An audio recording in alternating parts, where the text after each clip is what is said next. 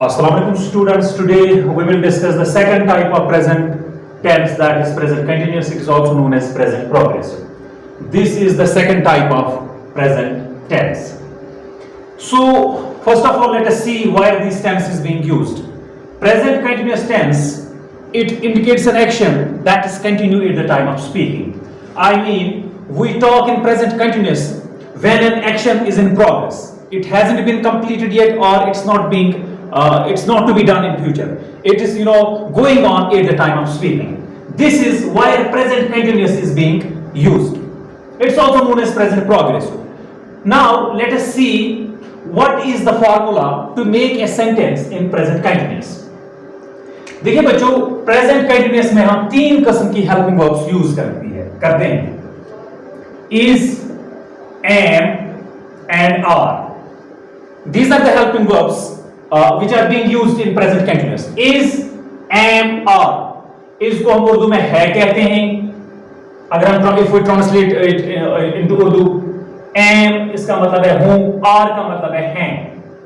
Are is the plural of is and am को हम इस्तेमाल I के साथ करते हैं. चलिए अब हम देखते हैं कहां पे कौन सी हेल्पिंग वर्ब यूज होती है.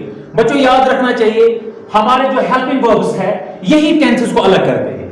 अदरवाइज बाकी in form of the verb आपको प्रेजेंट कंटीन्यूअस में इस्तेमाल होगी, आपको प्रेजेंट परफेक्ट कंटीन्यूअस में इस्तेमाल होगी, आपको फ्यूचर कंटीन्यूअस में इस्तेमाल होगी, आपको पास्ट कंटीन्यूअस में इस्तेमाल होगी, V1 प्लस आएंगे. लेकिन helping verbs will be different. Helping verbs जो है वो अलग अलग होंगे. अब हम देखते हैं कौन सी हेल्पिंग वर्ब हम कहां पे इस्तेमाल करते हैं. सबसे पहले हम इसका देखते हैं. ही, शी, इट अगर आपका सब्जेक्ट होगा तो उसके साथ आप इज लगाएंगे, क्योंकि मैंने आपको कल भी कहा in the previous lecture, I have already told you that if your subject is singular, your helping verb should also be singular. तो अगर आपका सब्जेक्ट है ही, शी या इट, तो इनके साथ हम कौन सी हेल्पिंग वर्ब यूज करते हैं? इनके साथ हम इज इस्तेमाल करते हैं. तो अगर आपका सब्जेक्ट अब आई है, याद रखना चाहिए आई के साथ हम खाली एक हेल्पिंग वर्ब इस्तेमाल करते हैं, एम.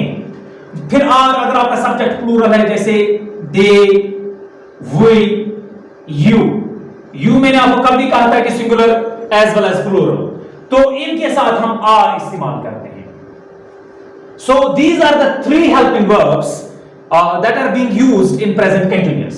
तो प्रेजेंट कंटीन्यूअस मैंने आपको पहले ही बोला, ये वो टेंस है जो अभी काम जारी है, अभी काम खत्म नहीं हो चुका है. जैसे कोई वहां से कोई आएगा, कोई बोलेगा आप क्या कर रहे हो, मैं उसको बोलूंगा, मैं उसको जवाब दूंगा काम अभी जारी है, मैं उसको बोलूंगा आई एम टीचिंग, क्योंकि काम अभी खत्म नहीं हुआ है बल्कि काम इस वक्त हो रहा है. मैं इसको बोलूंगा आई एम टीचिंग, मैं पढ़ा रहा हूं. हालांकि हम इसको प्रेजेंट इंडेफिनिट में भी जवाब दे सकते हैं, जैसे मैंने आपको कल बोला, मैं उसको बोल सकता हूं आई टीच, मैं पढ़ाता हूं. लेकिन उससे बेटर है अगर मैं उसे कहूं आई एम टीचिंग, क्योंकि इसको उर्दू में मतलब निकलता है रहा, क्योंकि अभी काम जारी है, अभी काम खत्म नहीं हुआ. मैं उसको कह सकता हूं आई एम टीचिंग, मैं दौड़ रहा हूं. अगर उसी वक्त मुझसे कोई पूछे what are you doing, I am running, क्योंकि मैं अभी दौड़ रहा हूं, अभी मैंने दौड़ना खत्म नहीं किया है. मैं खा रहा हूं, कोई उसी वक्त मुझसे पूछेगा what are you doing, I am eating. मैं कुछ लिख रहा हूं, उसी टाइम कोई आए और मुझसे पूछे what are you doing, I am writing. मैं कुछ पढ़ रहा हूं, उसी टाइम कोई वहां से आए और पूछे मुझसे what are you doing, I am reading. So इसमें अब हम देखेंगे, मैंने आपको बोला इसमें तीन हेल्पिंग वर्ब्स इस्तेमाल होती है, इज, एम, आर. इज कहां पे लगता है, एम कहां पे लगता है, आर कहां पे लगता है, it depends upon your subject. Your subject will tell you कि आपको कौन सी हेल्पिंग वर्ब जो है वो यूज करनी है. तो जब भी आप किसी सेंटेंस में इज, एम, आर देखोगे तो आपको वहां पे समझना है कि ये प्रेजेंट कंटीन्यूअस है, क्योंकि ये है तीन हेल्पिंग वर्ब्स जो है ये सिर्फ इसी टेंस में इस्तेमाल होती है. तो अब हम देखते हैं इसमें वर्ब की कौन सी फॉर्म इस्तेमाल होती है. याद रखना चाहिए बच्चों, मैं यहां पे नोट में लिखूंगा always use present participle form of the verb. Present participle form of verb in present continuous. In present continuous में हम कौन सी फॉर्म ऑफ वर्ब इस्तेमाल करते हैं? ing form of the verb. इसको हम कहते हैं present participle form of the verb. It's also known as the first form of verb plus ing. Or we can say use V1 plus ing. इसको हम ing form of the verb भी कहते हैं, इसको हम कहते हैं present participle form of the verb भी, या in other words you can say V1 plus ing. ये वाली verb की फॉर्म इसमें इस्तेमाल होती है. अब हम एग्जांपल्स देंगे. Now let us make few sentences on this present continuous. मैं लिख रहा हूं, जरा बताएं क्या बोलेंगे? आई, सबसे पहले आपने आई लिखा, इट्स योर सब्जेक्ट, तो आई के साथ क्या इस्तेमाल होगा? एम, क्योंकि मैंने आपको ऊपर बोला है आई के साथ हम क्या इस्तेमाल करते हैं, कौन सी helping verb? Am. I am, मैं लिख रहा हूं, आई एम राइट आपने जब लिखा तो इन डालेंगे, आई एम राइटिंग, इसका मतलब है मैं लिख रहा हूं। वो दौड़ रही है, यहां पे आते हैं, शी जब आपने एक बार सब्जेक्ट देखा तो शी के साथ कौन सा लगेगा? इज, शी इज रनिंग, वो दौड़ रही है, वो खा रहा है, ही इज ईटिंग, वो खा रहा है, कुछ हम आगे ऑब्जेक्ट इसका लगा सकते हैं, ऑब्जेक्टिव, ही इज ईटिंग बनाना, वो केला खा रहा है। अच्छा, बहुत सारे लड़के जो है वो खेल रहे हैं, दे आर प्लेइंग, जब आपने यहां पे दे लिखा तो मैंने आपको बोला, कल भी मैंने आपको बोला था, your helping verb should always agree with your subject, यानी कि आपकी जो हेल्पिंग वर्ब है, ऑक्सिलरी वर्ब जो है, और आपका जो सब्जेक्ट है, they must be in agreement with each other। तो they are playing cricket, अगर बहुत सारे बच्चे क्रिकेट खेल रहे हैं तो हम लिखेंगे they are playing cricket, क्योंकि बहुत सारे हैं। they जो है वो he और she का प्लूरल है, they are playing cricket। और हम एग्जांपल्स बनाएंगे you। अब यू का मसला है, मैंने आपको कल भी बोला था you is singular, second person singular as well as plural, तो यू के साथ हम हमेशा आर ही लगाते हैं, इसको हम यहां पे प्लूरल ही कंसीडर करते हैं। हालांकि ये सिंगुलर के साथ भी हम इस्तेमाल करते हैं, प्लूरल के साथ भी, बट हम यू के साथ हमेशा आर लगाते हैं। यू आर प्लेइंग, आप खेल रहे हो। तो इस तरीके से हम we can make hundreds of sentences on this present continuous. It is too much simple, ज्यादा इसमें नहीं है। इसमें तीन किस्म की हेल्पिंग वर्ब्स इस्तेमाल होती है, इज, एम, आर। तो इज कहां पे लगेगा, एम कहां पे लगेगा, आर कहां पे लगेगा, वो मैंने आपको पहले ही बोला है। अगर आपका सब्जेक्ट है ही, शी, इट, तो इज आएगा। अगर आई है, दुनिया में कोई भी हेल्पिंग वर्ब और नहीं है जो आई के साथ इस्तेमाल होगी। अगर हम प्रेजेंट कंटीन्यूअस की बात करें, आई के साथ हमेशा हम एम लगाते हैं, तो फिर बाकी जो बचते हैं दे, वी, यू, तो इनके साथ हम आर इस्तेमाल करते हैं एज हेल्पिंग वर्ब। तो अब अच्छा, जैसे हमारे पास ये हमारा ये सब्जेक्ट नहीं है, जैसे ही, शी, इट नहीं है, आई नहीं है, दे, वी, यू नहीं है, हमारा नाम है यहां पे कोई। जैसे बशीर चिट्ठी लिख रहा है, तो बशीर मैंने यहां पे लिखा, तो बशीर सिंगुलर है या प्लूरल है? ये सिंगुलर है ना, क्योंकि बशीर एक आदमी का नाम है, तो बशीर इज आएगा। Bashir is writing a letter, Bashir चिट्ठी लिख रहा है। तो आपको इज कैसे आपने लगाया? आपने किसकी तरफ देखा? आपने सब्जेक्ट की तरफ देखा, तो सब्जेक्ट विल टेल यू कि आपको कौन सी हेल्पिंग वर्ब यूज करनी। अच्छा, मैं दो आदमी का नाम आप लिख रहा हूं, बशीर एंड रशीद। बशीर एंड रशीद, बशीर और रशीद जो है वो नहा रहे हैं, क्या आएगा? इज आएगा, आर आएगा? कैन यू टेल मी?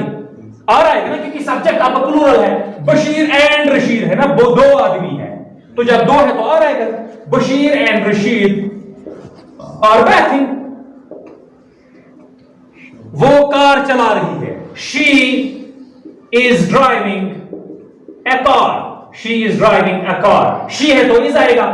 मैंने आपको पहले ही बोला कि आपकी वर्ब जो है वो सब्जेक्ट के हिसाब से होनी चाहिए। यहां पे शी है, हम एक लड़की के साथ इस्तेमाल करते हैं तो इज आएगा, सिंगुलर है आपका सब्जेक्ट और इज भी सिंगुलर है। अच्छा, बहुत सारे लड़के जो है वो टीवी देख रहे हैं, वो एक मूवी देख रहे हैं, दे के साथ क्या आएगा? प्लूरल, तो आर आएगा। They are watching a movie, they are watching a movie, वो एक मूवी देख रहे हैं। इसी तरीके से हम hundreds of sentences इस पे बना सकते हैं।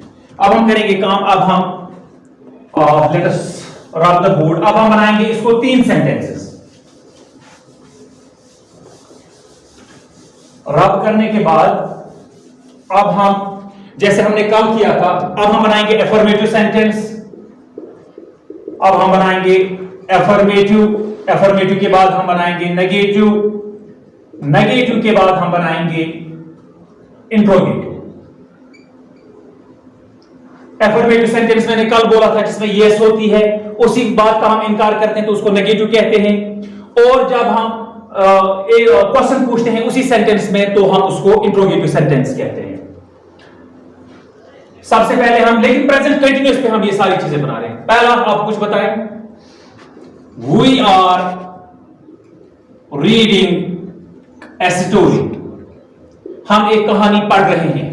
इसी बात का इनकार कर दो। इसका नेगेटिव बनाना जो है as compare to present indefinite आसान है क्योंकि यहां पे हेल्पिंग वर्ब मौजूद होती है, लेकिन प्रेजेंट इंडेफिनिट में क्या प्रॉब्लम है, helping verb is not present in the affirmative sentence, so it is difficult to make it negative. क्योंकि मैंने आपको कल भी बोला negative sentence is not possible in the absence of the helping verb. You cannot make negative sentence if your helping verb is not available in the affirmative sentence. लेकिन यहाँ पे कोई मसला नहीं है, helping verb आपके यहाँ पे मौजूद है। We are reading a story, हम कहानी पढ़ रहे हैं, हम कहानी नहीं पढ़ रहे, तो not down the और के बाद, we are और के बाद not down, we are not reading a story, we are not reading a story, हम स्टोरी नहीं पढ़ रहे हैं। क्या हम स्टोरी पढ़ रहे हैं? मैंने आपको कल भी बोला अगर आपको नेगेटिव सेंटेंस से इंट्रोगेटिव बनाना है तो इन दोनों का एक्सचेंज होता है, helping verb come in front of the sentence and subject will take its place। और लेकिन R कैपिटल बनेगा क्योंकि मैंने आपको कल भी बोला था every fresh sentence begins with a capital letter। तो R हुई, इसके बाद हुई चला जाएगा, पहले हेल्पिंग वर्ब बाहर आ गई, इसके बाद हमारा सब्जेक्ट चला जाएगा और नॉट को हमें ओमिट करना है in the interrogative sentence. Are we reading a story? क्या हम एक कहानी पढ़, are we reading a story? इस तरीके से हम बहुत सारे सेंटेंसेस जो है वो फ्रेम कर सकते हैं। She is running a race. She is running a race. इसका नेगेटिव बना दो, she is not running a race. She is के बाद not डाल दो, बस इसमें not डालना है simply. You have to insert the not in the sentence. It will become negative. It is so simple. She is not running. She is not running a race. अब इसी का बोलो, क्या वो एक दौड़ रही है? Is she? इन दो का एक्सचेंज होगा और कुछ नहीं होगा। Helping verb will come in front of the sentence and subject will take its place. Is she running a race? Is she running a race? लेकिन जो भी आपका इंट्रोगेटिव सेंटेंस है it ends with a question mark, इसके last पे हम question mark डालते हैं। लेकिन आपको यहां पे एक और बात याद आ गई कि क्वेश्चन मार्क जो है हर क्वेश्चन के आखिर पे नहीं लगता है। बच्चों याद रखना चाहिए, आपने कुछ देखा होगा जैसे हमारे क्वेश्चन पेपर बनाते हैं टीचर, तो वहां पे नेम 5 फ्रूट्स, ये जो है इसके लास्ट पे क्वेश्चन मार्क नहीं आएगा। क्वेश्चन मार्क हमेशा आता है उस क्वेश्चन के आखिर पे जो WH, जिनको हम WH कैटेगरी ऑफ क्वेश्चंस कहते हैं, जैसे व्हिच, वायर, व्हेन, हाउ, इनके आखिर पे क्वेश्चन मार्क लगता है और उन क्वेश्चंस के आखिर पे जो स्टार्ट होते हैं विद अ हेल्पिंग वर्ब, जैसे यहां पे helping verb start, is she running a race और reading a story, these questions start with a helping verb, so these type of questions need to be ended with an interrogative mark। लेकिन अगर बाकी कहीं पे name 5 fruits, name 6 tourist destinations of JK, इनके last पे आपका question mark नहीं आएगा। इस टाइप के क्वेश्चंस पे क्वेश्चन मार्क नहीं आता है। तो अब हम बनाएंगे बहुत सारे सेंटेंसेस, हम इस पे बना सकते हैं। अब आप ही बताएं कोई sentence, can you tell me, बताएं आप कोई सेंटेंस जो आपके जहन में है। You can tell me any sentence. चलो आई पे बनाते हैं, आई पे कोई सेंटेंस अभी तक नहीं बनाया। आई के साथ हेल्पिंग वर्ब कौन सी इस्तेमाल होगी? एम, कि मैंने आपको ऊपर बोला है आई एम, बताएं कोई। I am learning English grammar. मैं इंग्लिश ग्रामर सीख रहा हूं। नेगेटिव कर दो, I am not learning English grammar. I am को हम कंट्रैक्टेड फॉर्म में अगर लिखे तो ऐसे लिख सकते हैं, I come am. This is known as the contracted form of I am. मतलब इसको हम शॉर्ट में लिख सकते हैं, I am not learning English grammar। इसी को क्वेश्चन बना दो, अब ऐसा क्वेश्चन बना दो, helping verb will come out, am I learning English grammar? आई पे बात याद आ गई, आई यहां पे मैंने कैपिटल लिखा, आपने क्वेश्चन नहीं पूछा सर आपने यहां पे आई कैपिटल क्यों लिखा। आई विल टेल यू कि आई का मतलब जब मैं होगा, जब आई इस्तेमाल होगा मैं के सेंस में, जब भी आई का मतलब निकलेगा मैं, तो आई कैपिटल ही रहेगा। I must be capital instead of the fact whether it is in between the sentence or it is in the start of the sentence, ये हमेशा आपका कैपिटल ही रहेगा। ठीक है, चलिए एक और सेंटेंस आप बोलें, tell me one more sentence, tell me एक और सेंटेंस बनाएंगे। इसके बाद वी पे बनाया, शी पे आ गया, आई पे आ गया, आप दे पे हम करेंगे। दे आर मेकिंग नॉइज, वो शोर मचा रहे हैं। They are not making noise, they are not making noise. क्या वो शोर कर रहे हैं? और दे मेकिंग नॉइज, आर आएगा बाहर, दे चला जाएगा उसके बाद, आर दे मेकिंग नॉइज। सो इस तरीके से हम बहुत सारे सेंटेंसेस जो है इस पे फ्रेम कर सकते हैं।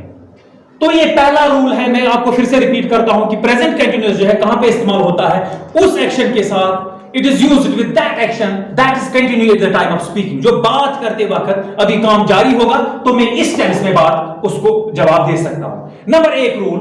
नंबर दूसरा रूल आपको याद रखना है, present continuous is used to indicate an action that is going to happen in future. Future plan जहां पे होने वाला है। जैसे दूसरा रूल है प्रेजेंट कंटिन्यूअस का, एक मैंने क्या बोला, उस एक्शन के साथ हम इस्तेमाल करते हैं जो अभी जारी होगा, अभी काम खत्म नहीं होगा। Rule number 2, it is used with that action that is going to happen in future. यानी कि हम अपना फ्यूचर प्लान अगर बोल रहे हैं, फ्यूचर कोर्स ऑफ एक्शन, जैसे she is going to construct a house next month. ये काम अभी नहीं हो रहा है, ये मैं अपना फ्यूचर प्लान बोल रहा हूं। Here I am expressing my future course of action. I am expressing my future plan, what I am going to do in my future. तो she is going to construct a house next month, वो अगले महीने। तो बच्चों मैं आपको कह रहा था, सबसे पहले मैं थोड़ा सा रिकैप्चुलेट करूंगा मैंने क्या क्या आपको समझाया। सबसे पहला पॉइंट मैंने आपको बोला कि प्रेजेंट कंटिन्यूअस जो है वो उस काम के साथ इस्तेमाल होता है जो अभी जारी है, अभी खत्म नहीं हुई बल्कि उस टाइम जारी है जिस टाइम मुझे किसी ने पूछा तो मैं प्रेजेंट कंटिन्यूअस में जवाब दे सकता हूं। तो दूसरा मैंने आपको कहा था ये फ्यूचर एक्शन के साथ इस्तेमाल होता है। It is used with an action that I am going to do in future. मेरा फ्यूचर प्लान है, मेरा फ्यूचर कोर्स ऑफ एक्शन है। जैसे मैंने आपको एग्जांपल भी दी थी कि she is going to construct a house next week, या I am going abroad tomorrow, I am going to Srinagar on Monday. ये सारे जो सेंटेंसेस है ये मेरा फ्यूचर प्लान ऑफ एक्शन है, इनके साथ भी हम प्रेजेंट कंटिन्यूअस इस्तेमाल करते हैं। अब इंपॉर्टेंट चीज आपको नोट ये चीज याद रखना है प्रेजेंट कंटिन्यूअस के बारे में, we do not normally use continuous tense with stative verbs।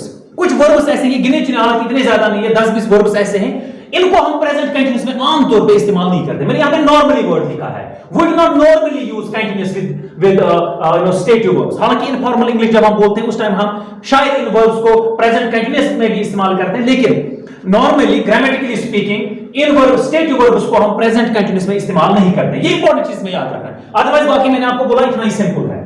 They often relate to thoughts and opinions। तो stative verb किसको बोलेंगे? Stative verb describe a state, a condition rather than an action। मैंने आपको बोला verbs हम कहते हैं action को, जैसे लिखना, पढ़ना, दौड़ना, हंसना, खेलना, these are verbs। Yes, write, read, walk, talk, laugh, these are all verbs। तो लेकिन यहाँ पे ये action नहीं होते बल्कि ये एक condition होती है, या हम एक state, एक condition होती है। तो इन verbs के साथ हम प्रेजेंट कंटिन्यूअस को इस्तेमाल नहीं करते। जैसे मैंने आपको एग्जांपल यहां पे बोला है, he is owning a car. Own जो है ये एक वर्ब है। यहां पे मैंने ये इनकरेक्ट कुछ सेंटेंसेस लिखे हैं, इनमें स्टेटिव वर्ब्स का इस्तेमाल हुआ है कंटिन्यूअस में, लेकिन ये सारे सेंटेंसेस जो है ये इनकरेक्ट है। He is owning a car हम नहीं कह सकते हैं, बिकॉज यहां पे ओन जो है it is a stative verb. इसको हम प्रेजेंट कंटिन्यूअस में इस्तेमाल नहीं करें, बल्कि instead we should make present independent out of these stative verbs. जैसे ऊपर मैंने लिखा है ओनरशिप वर्ब्स, ये जो stative verb describes a state और condition rather than an action. जैसे ओनरशिप वर्ब्स है, जैसे ओन, बिलोंग, नीड, पोजेस, इनको कहते हैं ओनरशिप वर्ब्स। फिर ओपिनियन वर्ब्स जैसे डिजर्व्ड, नो, रिकॉग्नाइज, अंडरस्टैंड। फिर कुछ इमोशनल वर्ब्स जैसे फील, हेट, लव, साउंड। इन वर्ब्स को हम कभी भी प्रेजेंट कंटिन्यूअस में इस्तेमाल नहीं करते हैं। जैसे he is owning a car, it's incorrect sentence because मैंने owning को इंग लगाया है पीछे से। he is owning a car, वो एक कार को ओन करता है, उसके पास एक कार है, नहीं, it's incorrect। rather हम इसको फिर क्या बनाएंगे? he owns a car, he owns a car। देखो मैंने इसको simply present indefinite बनाया। instead of present continuous what I did, I make present simple out of this stative verb। यहां पे own था ना, he owns। मैंने आपको पहले बोला प्रेजेंट सिंपल में अगर आपका सब्जेक्ट होगा he, she, it, तो यहां पे हम s ऐड करते हैं या es ऐड करते हैं। क्योंकि ही जो है सिंगुलर है, ओन्स भी सिंगुलर है, क्योंकि मैंने आपको कल वाले इसमें भी बोला लेक्चर में कि when we add verb to the when we add S or ES to the verb it becomes singular, ये उल्टा सिंगुलर बन जाती है। तो ही ओन्स ए कार। यहां पे एक और गलत है, we are hearing the bell. Hearing जो है एक स्टेटिव, हियर जो है एक स्टेटिव वर्ब है, इसको मैंने इंक पीछे से डाला है, it's incorrect. Grammatically speaking it's incorrect, although you can use this sentence in formal English, but grammatically speaking it's an incorrect sentence. इसको we hear the bell, we hear the bell, मैंने इसको stative verb को present indefinite में इस्तेमाल किया। मैंने start में आपको बोला ये जो सारे वर्ब्स मैंने यहां पे लिखे हैं इनको स्टेटिव वर्ब्स कहते हैं, इनको हम प्रेजेंट कंटीन्यूअस में इस्तेमाल नहीं करते हैं, बल्कि अगर ये वर्ब्स है वहां पे हम प्रेजेंट सिंपल यूज करते हैं इंस्टेड ऑफ प्रेजेंट कंटीन्यूअस। तो this house is belonging to me, belong is again a stative verb, this house is belonging to me, it's an incorrect sentence। इसका करेक्ट है this house belongs to me, इसको मैं correct करता हूं this house belongs to me, belongs to me, ये जो मकान है ये मेरा है, ये मुझसे ताल्लुक रखता है। this house is belonging to me ये जो है इनकरेक्ट सेंटेंस है। I am not hating him, hate जो है ये जो है इमोशनल वर्ब है, ये भी स्टेटिव वर्ब कहलाती है। तो I am not hating him ये जो है दूर से लगता है it's a nonsense and incorrect sentence. तो हेट को मैंने इंक डाला है पीछे से, तो स्टेटिव वर्ब को मैंने प्रेजेंट प्रोग्रेसिव बनाया है, it's again incorrect sentence. I am not hating him, इसका करेक्ट जो है आई हेट सॉरी इसका I do not hate him, मैं उससे नफरत नहीं करता हूं। तो I am not hating him, I am understanding you। हालांकि हम बोलने में कभी informal when we speak English we make use of this sentence, so many times we make use of this sentence, but grammatically speaking it's an incorrect sentence। What is the correct of this sentence? I am understanding you, यानी कि जैसे हम कभी करें मैं आपको समझ रहा हूं, इसको हम ये इनकरेक्ट है क्योंकि अंडरस्टैंड को मैंने इन फॉर्म में चेंज किया है, इट्स अ स्टेटिव वर्ब। तो ये जो है हम इसको प्रेजेंट प्रोग्रेसिव नहीं बना सकते हैं। आई अंडरस्टैंड यू सही है, इसका जो करेक्ट सेंटेंस है आई अंडरस्टैंड यू। तो शॉर्ट में मैं आपको बोलूंगा जितने भी स्टेटिव वर्ब्स हैं इनको हम प्रेजेंट कंटीन्यूअस नहीं बनाते हैं, बल्कि अगर मुझे इन वर्ब्स का यूज करना है उस टाइम में प्रेजेंट सिंपल का इस्तेमाल करता हूं या प्रेजेंट इंडेफिनिट का इस्तेमाल करता हूं। तो आई एम अंडरस्टैंडिंग यू सही नहीं है, हालांकि लगता है ये सही सेंटेंस है, it seems that it's a correct sentence but it's not। the correct word sentence of this is I understand you। this cake is tasting wonderful, again taste is a stative verb, इसको मैंने ink पीछे से डाला है तो इसको मैंने present progressive बनाया है, प्रेजेंट कंटीन्यूअस बनाया है, it's incorrect. this cake is tasting wonderful, इसको ये गलत है, इसको मैं प्रेजेंट सिंपल में डालता हूं this cake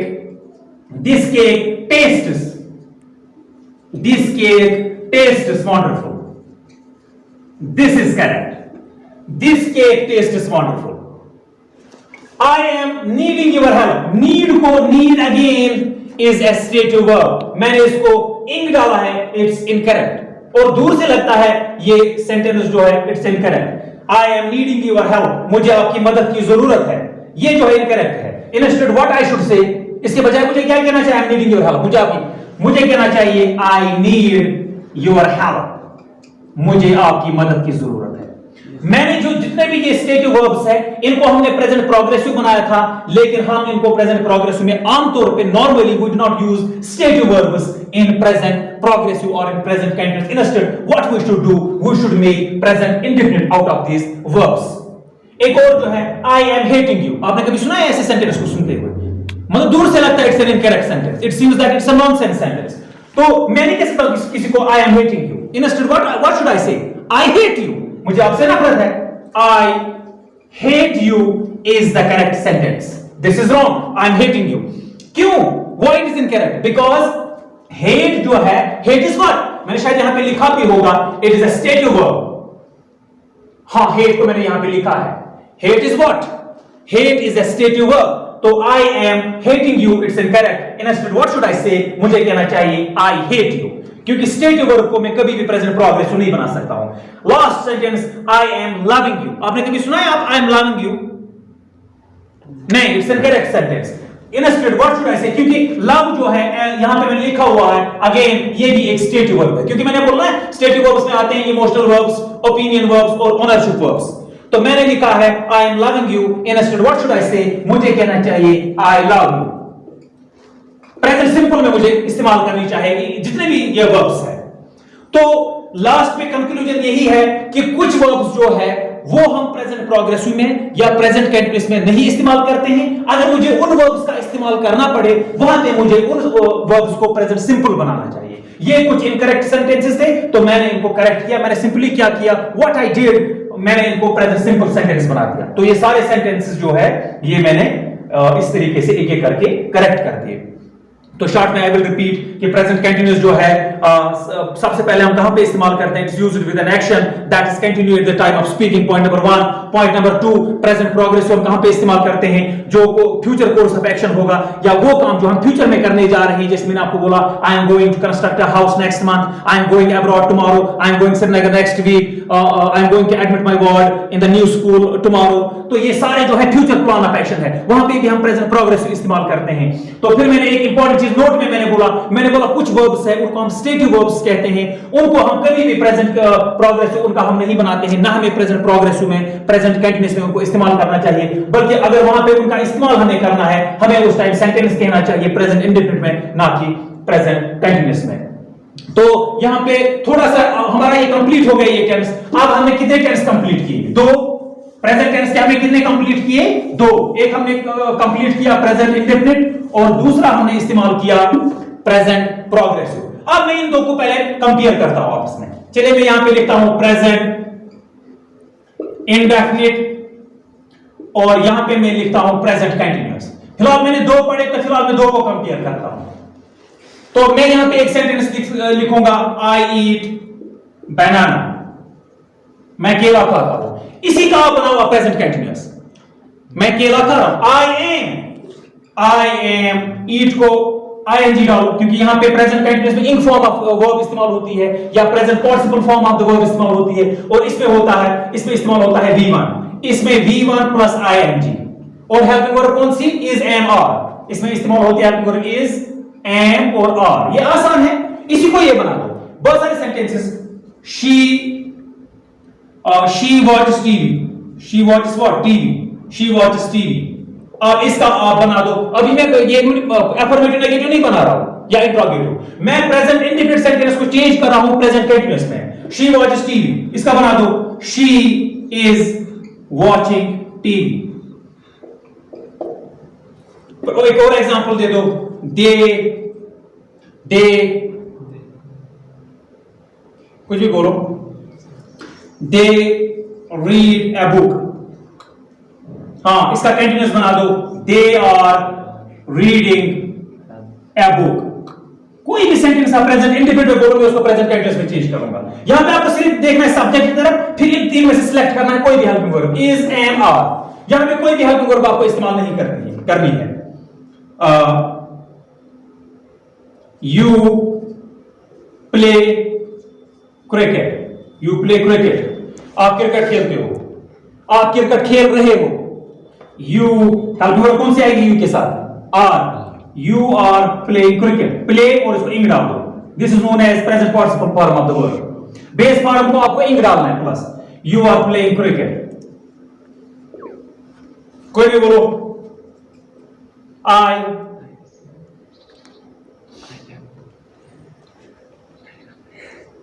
run a race, I am running a race। आई जब आपने देखा तो आपको जल्दी दिमाग में लाना है कि कौन सी हेल्पिंग वर्ब इस्तेमाल होती है, एम इस्तेमाल होता है। लास्ट को एक सेंटेंस और बनाते हैं, दे quarrel, they are quarreling, they are quarreling। तो इस तरीके से हम जब सारे टेंस इंशाल्लाह खत्म करेंगे आपस में हम इनको कंपेयर करेंगे। फिर हम जब कल इंशाल्लाह पढ़ेंगे प्रेजेंट परफेक्ट तो एक सेंटेंस को हम 3 में चेंज करेंगे। फिर हम पढ़ेंगे प्रेजेंट परफेक्ट कंटीन्यूअस तो हम एक सेंटेंस को फिर 4 में चेंज करेंगे। तो I think this is enough for today. ठीक है ना, थैंक यू।